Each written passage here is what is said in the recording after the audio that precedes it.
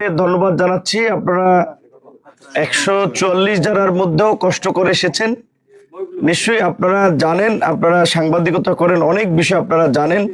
তো আমি আজকে আসলে বোকা হয়ে গিয়েছিলাম যখন আমাদের পরিচিত দু একজন সাংবাদিক আমাকে ফোন করে জানিয়েছিল যে পটুয়াখালী জেলার ডিসির পক্ষ থেকে তাদেরকে নিরুৎসাহিত করা হচ্ছে যে এই সংবাদ সম্মেলনটি যেন কভার না করা হয়, কিংবা যেহেতু আমার বাসা চরবিশ্বাসে উপজেলা শহর থেকে একটু দূরে, আমি একটা রাজনৈতিক দলের প্রধান, আমি এই এলাকার সন্তান, এলাকা থেকে জনপ্রতিনিধি ভবিষ্যতে নির্বাচন করব। আমি আসলে মাঝে মাঝে সেটা জেলাতে সার্কিট হাউসে কিংবা উপজেলাতে ডাক বাংলোতে যদি খালি থাকে আমি বলি যে যদি রুম থাকে তাহলে হয়তো 2-1 দিন এখানে স্টে করি। এ যাবৎকাল পটুয়াখালী সার্কিট হাউসে 2 দিন থেকেছিলাম, 2 বার। আর গলাচিপার এখানে বোধহয় 2 বার 2-3 দিন থাকা। তো সেখানে আজকে আমার উপজেলায়, আমার নির্বাচনী এলাকা, আমি একটা রাজনৈতিক দলের প্রধান, এইখানে আমি একটা সংবাদ সম্মেলন করব। আমি যতদূর তথ্য পেয়েছি সেখানে ডিসি সাহেব, ওসি সাহেব এবং ইউনো সাহেব এখানকার লোকাল প্রশাসনের উপর ব্যাপক ধরনের চাপ তৈরি করতেছেন যে আমি যেন এখানে সংবাদ সম্মেলন না করতে পারি, কথা বলতে না পারি, আমার কোনো নেতাকর্মী যেন এখানে না আসে। প্রকারান্তে মনে হচ্ছে যে ডিসি আমার প্রতিপক্ষ হয়ে গেছে, এই পটুয়াখালীর ডিসি গণ অধিকার পরিষদের প্রতিপক্ষ হয়ে গেছে। আসলে কারণগুলো আমি খুঁজে পেলাম না যে ডিসির এরকম আচরণ কেন হবে। তো আমি পেছনের একটু ঘটনায় গিয়ে দেখলাম যে না, ডিসি সাহেব কিছুটা আমার প্রতি বৈরী আচরণ শুরু থেকেই করে আসছেন। তার মধ্যে গত রোজার ঈদে যখন আমরা পটুয়াখালী জেলার ইফতার প্রোগ্রাম আসি, সেই সময় আপনার সার্কিট হাউসের রুমে আমরা আলাপ করছিলাম, তিনি লোক পাঠিয়ে গোপনে ভিডিও করেছিলেন এবং সেই ভিডিও তিনি বিএনপির এই অঞ্চলের নেতা হাসান মামুনকে পাঠিয়েছিলেন।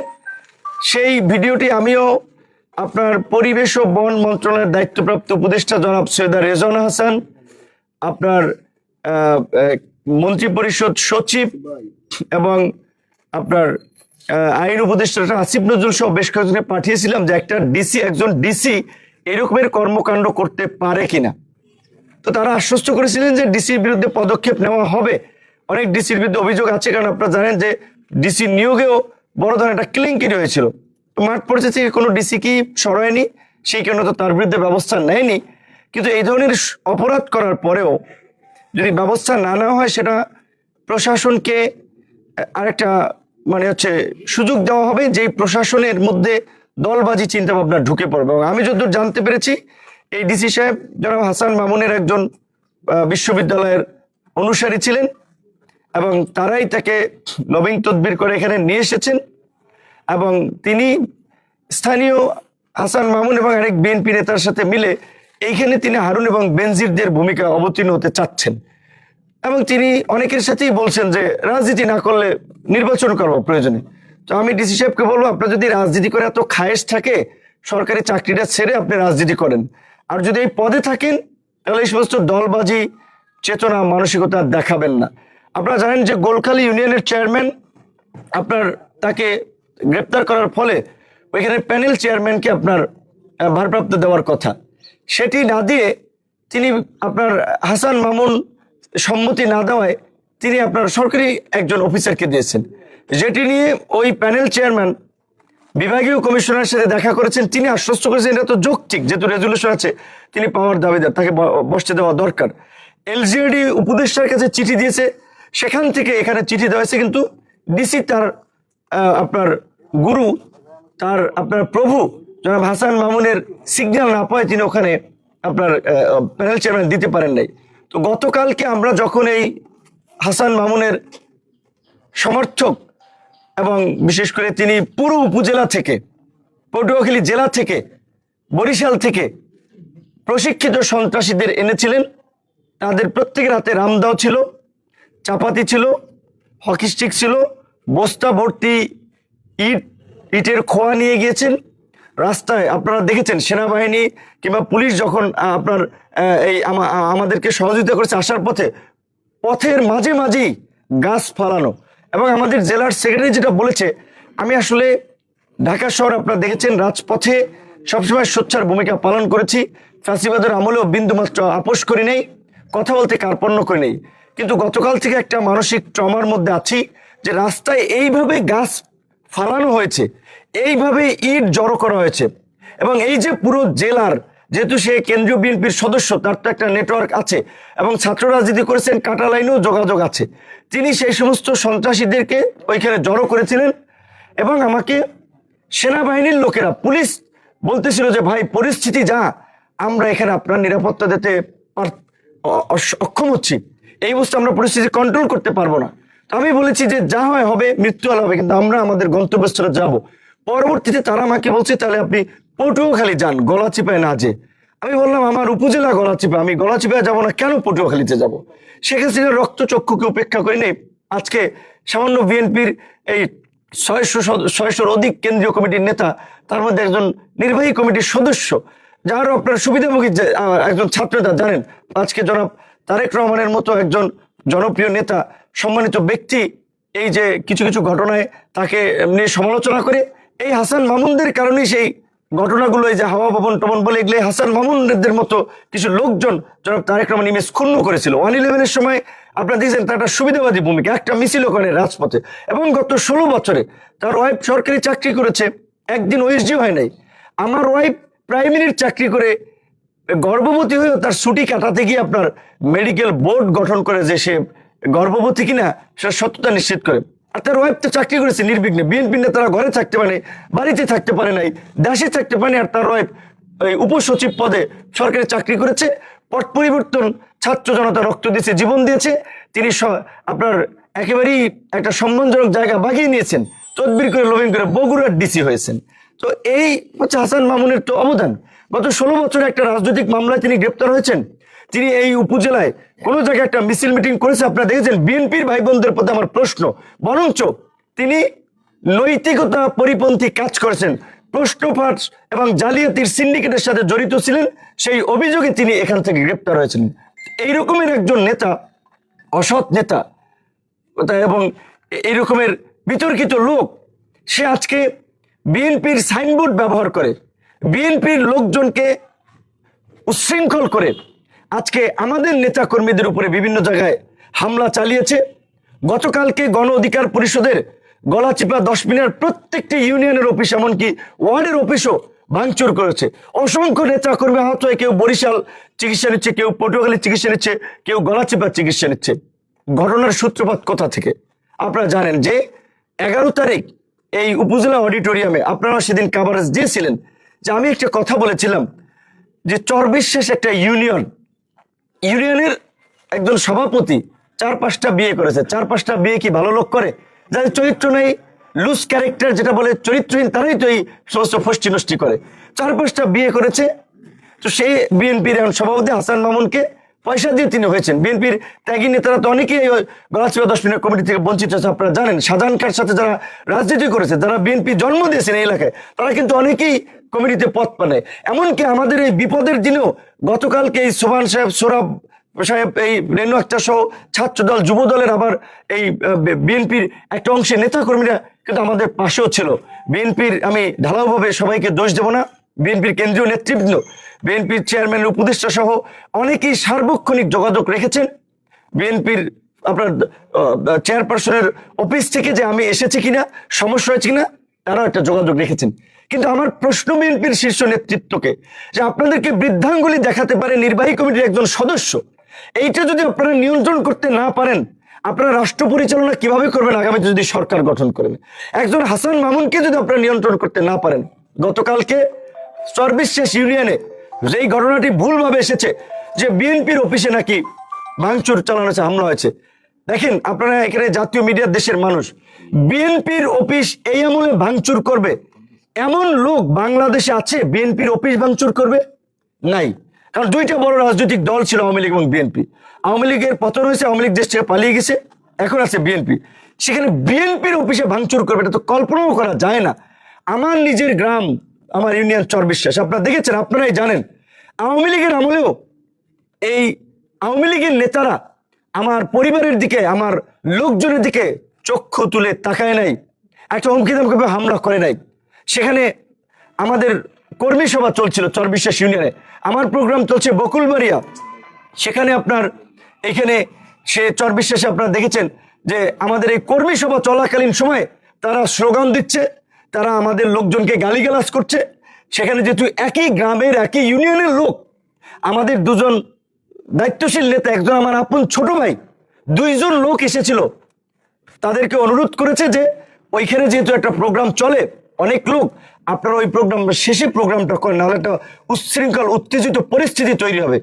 এই কথা বলার সাথে সাথে আমার ছোট ভাইকে এবং আরেকজন যে পাশে ছিল তাদেরকে এই আপনার ছাত্রদল যুবদলের লোকেরা বাকির বিশ্বাসের কথায় তারা চেয়ার দিয়ে মাথায় আঘাত করেছে, চেয়ার ছোড়াছুড়ি করেছে।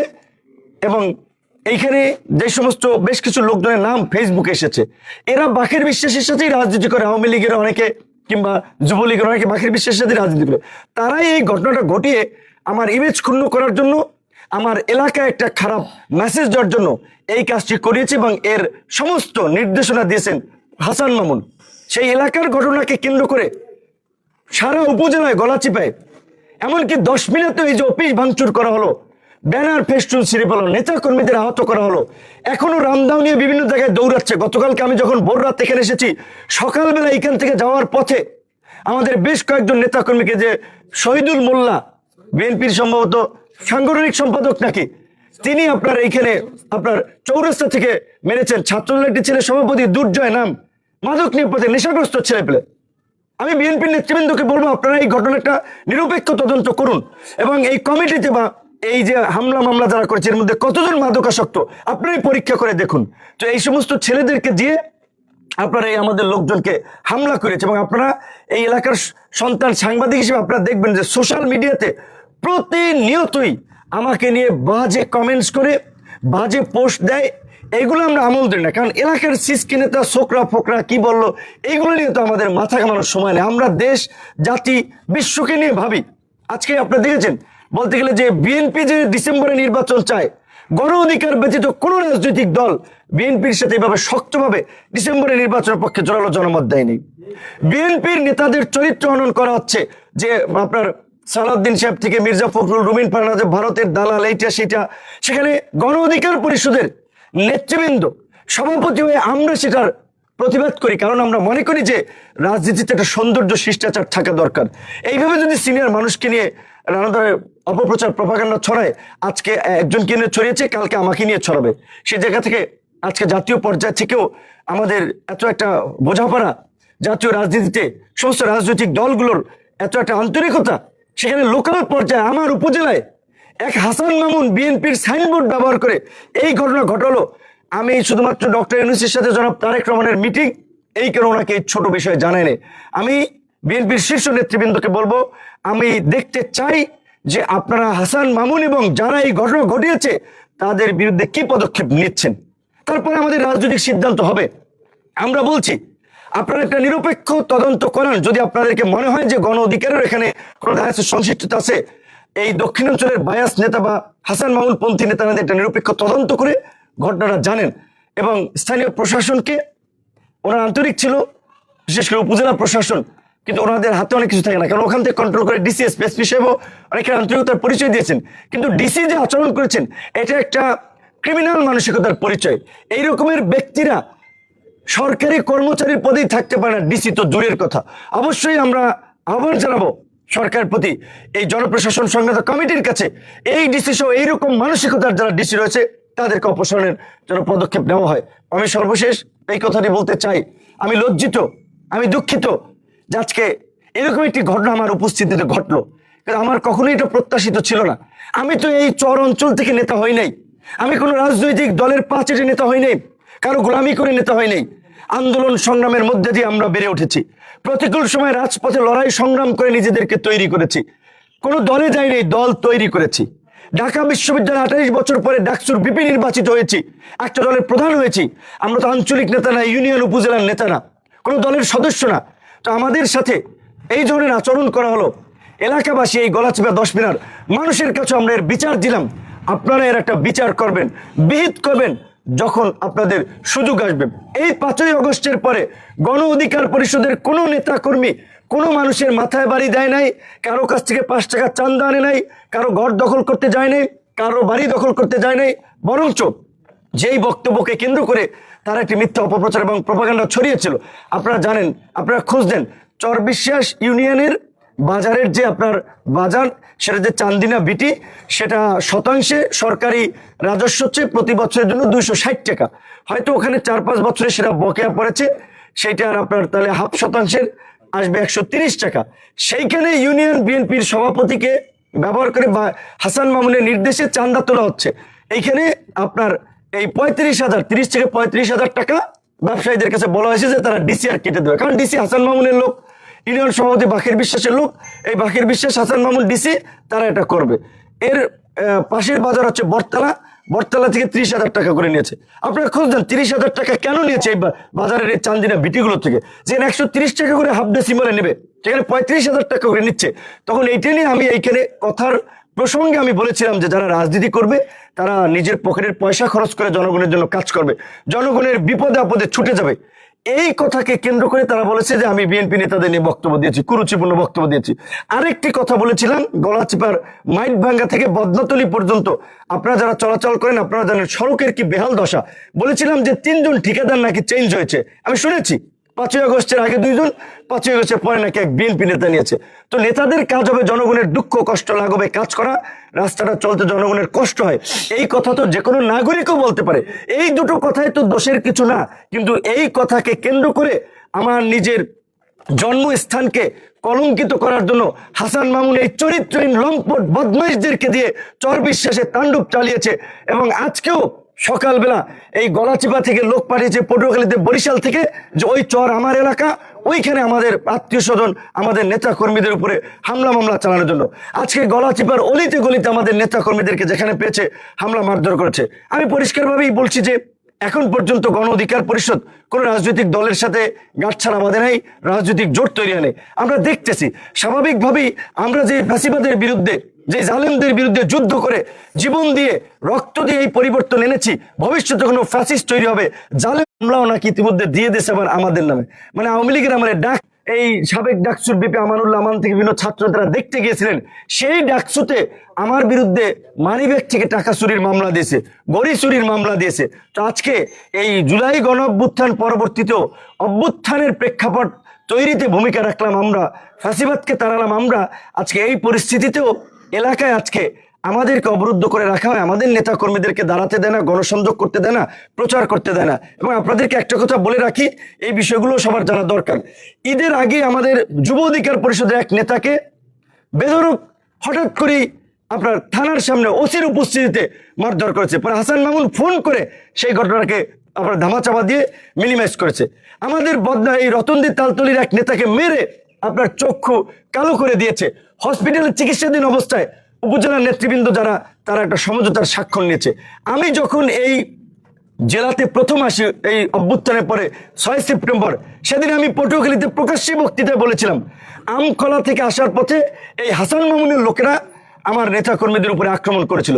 তো হাসান মামুনের যে আচরণ, এইটা কিন্তু এই আজকে একদিনে ঘটে নাই, 2 দিনে ঘটে নাই, এইটা কিন্তু এই অগস্টের পর পরে বিশেষ করে বিএনপি আমাদেরকে আশীর্বাদের পরিবর্তে যে একটি অভিশাপের চিঠি দিয়েছে, সেই চিঠির কারণেই আসলে আমাদের সাথে হাসান মামুন এই সাংঘর্ষিক পরিস্থিতিটা তৈরি করে রেখেছে।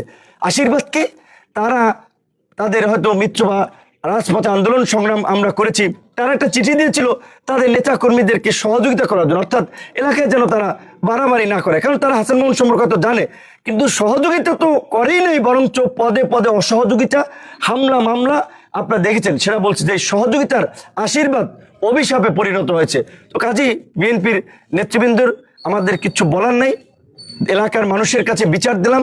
বিএনপির কাছে আমার সিনিয়র নেতৃবৃন্দের কাছে এটাই আহ্বান, আপনারা হাসান মামুনদের মতো নেতাদের বিরুদ্ধে পদক্ষেপ নেন, অন্যথায় মানুষ কিন্তু আপনাদের দিক থেকে মুখ ফিরিয়ে নিতে পারে। ভোট এখনো হয় নাই, ভোট কাকে দেবে মানুষ? এই যে গত 10 মাসে আজকে গলাচিপা 10 দিনে দিয়ে আমরা মেজার করতে পারি সারা বাংলাদেশে কি হচ্ছে। এই অবস্থায় মানুষ অতিষ্ঠ। এইখানে দায় কাদের? বড় দল হিসেবে, বড় নেতা হিসেবে যারা আছেন তাদের বেশি দায়িত্ব। সুতরাং আপনার এলাকায় শান্তি শৃঙ্খলা প্রতিষ্ঠা করার জন্য আপনাদের নেতা কর্মীদেরকেও সংযত হতে বলেন। হাসান মামুনদের মতো অতি উৎসাহী তাদের বিরুদ্ধে ব্যবস্থা নিন, নাহলে এটা বিএনপির জন্য একটা বড় ধরনের অশনি সংকেত হতে পারে। এবং পুলিশ প্রশাসনকে আমি অনুরোধ করব, এই রকমের ঘটনার সাথে যারা জড়িত আপনারা সব মামলা নেন, চাপে ধরেন না। পুলিশ সব প্রশাসন যদি মাজা শক্ত করে এখন তাদের কার্যক্রম না করতে পারে, তাহলে তারা আগামীতে নির্বাচন পরিচালনা করতে পারবে না, তারা আগামীতে সুষ্ঠু নির্বাচন করতে পারবে না। গতকালকে তার নজির আমি দেখেছি যে সেনাবাহিনী আগাতে পারছে না, পুলিশ আগাতে পারছে না, তারা এক প্রকারের সারেন্ডার করেছে। যদিও পরে সেনাবাহিনীর ঊর্ধ্বতন কর্তৃপক্ষের সহায়তাই কিন্তু তাদের সাথে ফোনে আলাপের মাধ্যমেই কিন্তু ওই পরিস্থিতি থেকে আমি আসলে বের হয়ে এসেছি। এখানে রাজনৈতিক কোনোভাবে কোনো ওই রকমের সহযোগিতার এই পরিস্থিতি উত্তরণ হয় নাই, পুলিশেরও ব্যবস্থাপনা নেই। কার্যত সেনাবাহিনীর উচ্চ কর্মকর্তাদের সাথে কথা বলার পরেই তারা একটা পদক্ষেপ নিয়েছে, তাদেরকেও ধন্যবাদ জানাই। এবং আমি এলাকার সন্তান হিসেবে আরো 2-4 দিন এলাকায় থাকবো। আমি যেই গণসংযোগ শুরু করেছি, আমার প্রত্যেকটি গ্রামে পাড়া মহল্লায় যাওয়া, আমি সেটি অব্যাহত রাখবো। আমি পরিষ্কারভাবে বলতে চাই, আমাদের কোনো নেতাকর্মী বিএনপির কোনো কারো উপরে হামলা করে না, সভা সমাবেশে বাধা দেয় নাই। দয়া করে আপনারা আপনাদের রাজনীতি করুন, আপনারা কেন আমাদের রাজনীতিতে বাধা দেবেন, কেন আমাদের কার্যক্রমে বিঘ্ন ঘটাবেন? এই ধরনের হীন কর্মকাণ্ড থেকে আপনারা ফিরে আসেন। ধন্যবাদ আপনাদেরকে। যদি আপনাদের কোনো প্রশ্ন না থাকে, কর্মসূচি বা প্রোগ্রাম আছে কিনা? প্রোগ্রাম আমি তো বিশেষ করে আসলে আপনার আগে কখনো এইভাবে এলাকায় সব জায়গায় যাওয়া হয়নি, এখন কিন্তু বিভিন্ন জায়গায় গণসংযোগ করছি। কালকে আমার আজকে তো 10 মিনিটের প্রোগ্রাম ছিল, যেহেতু 144 যারা জারি করেছে, এখন আমরা আইন প্রণেতা হিসেবে সংসদে যেতে চাই, আইন বানাতে চাই, দেশে স্থিতিশীলতা শান্তি শৃঙ্খলার কথা বলি, আইনের প্রতি তো আমাদের শ্রদ্ধাশীল হতে হয়। সেই কারণে আমি আইনের প্রতি শ্রদ্ধা দেখি আমি আজকে আমার কর্মসূচি স্থগিত করেছি, যে 144 জনের কারণে। আগামীকালকে আমার 10 মিনিটের কর্মসূচি আছে, পরের দিন পটুয়াখালীতে কর্মসূচি আছে, এবং এর মধ্যে যেহেতু আমার একেবারে নিজের জন্মভূমি গ্রাম চরবিশ্বাস, সেখানে একটা তাণ্ডব চালিয়েছে, আমার আপন ছোট ভাই আহত হয়েছে, সমস্ত অফিসগুলো ভেঙে তছনছ করেছে। এই যে সমস্ত জায়গায় অফিসগুলো ভেঙে তছনছ করেছে, এগুলো আমি পরিদর্শন করে তারপরে আমি ঢাকায় যাব। যদিও ঢাকায় আগামীকালকে যাওয়ার পূর্ব নির্ধারিত আসলে সূচি ছিল, কিন্তু এলাকার যে পরিস্থিতি ঘটে গিয়েছে, আমাদের নেতা কর্মীদেরকে আমি বিপদের মধ্যে রেখে, দুর্যোগের মধ্যে রেখে আমি তো পালিয়ে যাওয়ার পাত্র না, আর আমি যেতে পারি না। আমি এলাকার পরিবেশ স্বাভাবিক দেখতে চাই, এলাকার শান্তি শৃঙ্খলা দেখতে চাই, তারপরেই আমি ঢাকায় মুভ করবো। ধন্যবাদ। আপনার দলের প্রধান হিসেবে আপনার দল থেকে আরো দলের নেতা নেতৃবৃন্দ আছে, তাদের নিয়ে কি আপনার কোনো পরিকল্পনা এই বিষয় নিয়ে আছে? না, এখন ইতিমধ্যেই এই যে প্রত্যেকটা ইউনিয়ন অফিস ভাঙচুর করেছে, অসংখ্য নেতাকর্মী আহত হয়েছে, 2টা মোটরসাইকেল জ্বালিয়ে দিয়েছে, 5-7টা মোটরসাইকেল ভাঙচুর করেছে। এই ঘটনাগুলোর আমার একটা মামলা আমরা বলেছি নেতাকর্মীদেরকে, যে এখানে যে ঘটনাগুলো ঘটছে সেগুলো তথ্য প্রমাণ সংগ্রহ করে আপনারা মামলা করেন, কারণ নাহলে তো আপনারা অনিরাপদ। মামলা করে আপনারা প্রশাসনের কাছে সহায়তা চান। তবে আমি আসলে গতকালকে থেকে আমি ফোনে এক প্রকার যোগাযোগ বিচ্ছিন্ন ছিলাম, যেখানে আমাদের নেতৃবৃন্দের সাথে ওইভাবে যোগাযোগ করতে পারিনি। তাৎক্ষণিকভাবেই আমাদের শীর্ষ নেতৃবৃন্দ থেকেও বিএনপির শীর্ষ নেতৃবৃন্দের সাথে যোগাযোগ করা হয়েছে। আমরা বিএনপির শীর্ষ নেতৃবৃন্দের ভূমিকা দেখেই আমাদের পরবর্তী করণীয় এবং কর্মকৌশল ঠিক করব। তবে আমরা চাই যে রাজপথের আন্দোলন সংগ্রামের সহযোগী বন্ধু প্রতিম সংগঠন হিসেবে বিএনপি এই ধরনের শক্ত পদক্ষেপ নিয়ে একটা দৃষ্টান্ত স্থাপন করবেন। বাট যদি তারা কোনো ধরনের পদক্ষেপ না নেয়, তারা যদি এই ধরনের কর্মকাণ্ডকে প্রশ্রয় দেয়, তাহলে আমরা আমাদের তো নিজস্ব দলীয় কিছু কর্মসূচি প্রোগ্রাম থাকবে। যে ভাই একটা বিষয় হচ্ছে যে হাসান মামুন সাহেব সে একটা ফেসবুকে পোস্ট দিয়েছে যে গতকালকে রাত আপনাকে যাতে নির্বিঘ্নে পৌঁছে দেয় সেনাবাহিনী এবং তার নেতা কর্মীদের শান্ত থাকার জন্য, এই বিষয়ে আসলে কিছু বলুন। এইটার সাথে আরেকটা সম্পৃক্ত আছে, তিনি আমাদের সাথে বলছে যে আপনার গত কয়েকদিনের বিএনপি সম্পর্কে কিছু উত্তেজনামূলক উস্কানিমূলক বক্তব্যের কারণে এই পরিবেশ সৃষ্টি হয়েছে, এরকম পরিস্থিতি সৃষ্টি হয়েছে। দেখেন, হাসান মামুন ঢাকা বিশ্ববিদ্যালয় থেকে পড়াশোনা করেছে, একজন ছাত্র নেতা। তো রাজনীতিবিদদের তো সমালোচনা শুনতে হবে। আমাকে নিয়ে তো কত বাজে ধরনের কুরুচিপূর্ণ মন্তব্য করে, আমি তো কারো মাথায় বাড়ি দিতে যাই না। আর বিএনপি একটা বৃহৎ রাজনৈতিক দল, যাদের সরকার গঠনের সম্ভাবনা আছে, সেখানে বিএনপির ভালো কাজ নিয়ে প্রশংসা, খারাপ কাজ দিয়ে সমালোচনা থাকবে। আমি এটা গতানুগতিক একটা কথা বলেছে, আওয়ামী লীগের আমলে এরকম বলতো যে নেত্রীকে নিয়ে কটূক্তি করেছে, বঙ্গবন্ধুকে নিয়ে কুরুচিপূর্ণ কথা বলেছে, তাই তারা হামলা করেছে। এই পটুয়াখালীর এই যে আজকে হাসান মামুন যে বীরত্ব দেখিয়েছেন, বিপি নূরকে অবরুদ্ধ করে তার নেতাকর্মীদের বীরত্ব দেখেছেন, তিনি বীর পুরুষ। তো এই বীর পুরুষেরা তো গলা চিপায় 16 বছরে 16 দিন মিছিল করতে পারে নাই। পটুয়াখালীতে তো একটা প্রোগ্রাম করতে পারেন, আপনারা দেখেছেন যে গরু ছাগলের মতো প্রোগ্রাম মিছিল নিয়ে এসে পিটাইয়ে তাদেরকে ওইখান থেকে বিতাড়িত করছে। তো ওই বীরত্ব তো তারা পটুয়াখালীতেও দেখাতে পারেন। আজকে ছাত্রদলের ছেলেরা, যেখানে এই ছাত্রদলের কেন্দ্রীয় সভাপতি এই রাকিব নাসির, তারা জানে ঢাকা বিশ্ববিদ্যালয় থেকে কিভাবে তাদের সাথে নিয়ে কাঁধে কাঁধ মিলিয়ে ছাত্রলীগের বিরুদ্ধে লড়াই করেছি। সে আজকে উপজেলার ছাত্র দলের নেতা কিংবা জেলার ছাত্র দলের এই সমস্ত নেতারা আমাদের নিয়ে বাজে কথা বলে। এবং আপনি যেই কথাটি বলেছেন, এই কথার মধ্যে এই ঘটনার ইঙ্গিত নিয়ে তো হাসান মামুনকে বিপিনুরকে সুরক্ষা দেওয়ার, তার নেতাকর্মীদেরকে সরে যাওয়ার বা বিশৃঙ্খলা না করার, তাহলে তিনি নির্দেশ দিয়েছেন, যেই কারণে আবার তিনি সেটা প্রত্যাহার করছেন। তো ঘটনা তো তিনি ঘটাচ্ছেন। তিনি যে মিনিটে মিনিটে ফেসবুকে পোস্ট দিচ্ছেন সেনাবাহিনী যাচ্ছে, সহযোগিতা করা হবে। হাসান মামুন কে এলাকার এমপি না মন্ত্রী? হাসান মামুন কে? বিএনপির ছোট্ট একটা অংশের প্রতিনিধিত্ব করে। বিএনপির এখানে আরো অনেক নেতাকর্মী আছে যারাই হাসান মামুনের বিরুদ্ধে, এবং তাদের মধ্যেই সংঘর্ষ প্রায় লেগে থাকে। এই বাকির বিশ্বাসের বিরুদ্ধেও কিছুদিন আগে বাকির বিশ্বাসী বিএনপির লোকেরা তাকে মারধর করেছে, তারা বিএনপির আরেক গ্রুপের সাথে তাদেরকে মারধর করেছে। সেখানে তিনি এটা হচ্ছে অযাচিত এবং এটা উপযাজক হয়ে এই সমস্ত কথাবার্তা বলে নিজেদের হিরোগিরি হ্যাডামগিরি দেখাচ্ছেন। তো এই হিরোগিরি হ্যাডামগিরি অনেক আওয়ামী লীগের নেতারাও দেখিয়েছে, পরে তো দেখেছেন তাদের পরিণতি কি হয়েছে, দেশেও থাকতে পারে নাই। একসময় প্রকাশ্যে বক্তব্য বলছিলাম, গুলিস্তানে মজিব কোট কেনার লোক থাকবে না, মজিব কোট পরে রাস্তায় কেউ বের হবে না। তো কাজে এই যে আজকে হাসান মামুনের সাথে যারা লাফাচ্ছে কিংবা হাসান মামুনের মতো যাদের আচরণ, আপনাদেরকে সাক্ষী রেখে বললাম, তাদের পরিণতিও আপনারা দেখবেন। এই দেশের মানুষ কাউকে ক্ষমা করে না। নির্বাচন তো আগামী আসতেছে, নির্বাচনে ব্যালটই তার জবাব মানুষ দেবে। ধন্যবাদ ভাই 144 ধারা জারি সম্পর্কে কিছু বলবেন কি? 144 ধারা আসলে এটা হচ্ছে এখন মানে বলতে গেলে তো মনে হচ্ছে যে আমার প্রোগ্রাম থামানোর জন্য 144 ধারা দিয়েছে। কারণ হচ্ছে এখানে হাসান মামুন তো ধরেন সে তো এলাকায় নাই, আর সে যদি এলাকায় থাকে সে তার প্রোগ্রাম করবে। যেমন আমি 10 মিনিট প্রোগ্রাম করি, এইটা একটা রাজনৈতিক শিষ্টাচার যে একজন দলের নেতা বা একটা দল যদি এক জায়গায় প্রোগ্রাম করে আরেকটা দল কাছাকাছি প্রোগ্রাম না করে, তো তাহলে তারা এখানে প্রোগ্রাম না করলেই তো হয়। আমাদের অফিস ভাঙচুর হয়েছে, আমাদের নেতা কর্মীদের উপরে হামলা হয়েছে, তার প্রতিবাদে আজকে বিকাল 4টায় মিছিল ছিল, সেখানে 144 যারা দিয়েছে। কারণ হাসান মামুনের লোকেরা সেখানে হামলা করবে, পুরো গলা চিপায় অস্ত্রশস্ত্র জোগাড় করেছে। এখন প্রশাসন তাদের দায় এড়াতে এই হাসান মামুনের সন্ত্রাসীদেরকে নিবৃত্ত করতে না পেরে 144 যারা জারি করেছে। এটা প্রশাসনের অক্ষমতা, প্রশাসনের দুর্বলতা, এবং এই দুর্বলতাগুলো যদি প্রশাসন কাটিয়ে উঠতে না পারে তাহলে এই প্রশাসনকে দিয়ে কোনোভাবেই আগামীতে একটা সুষ্ঠু নির্বাচন সম্ভব নয়। এটা কিন্তু দেশের মানুষ এখন পরিমাপ করছে, কথা বলছে। যেখানে আমার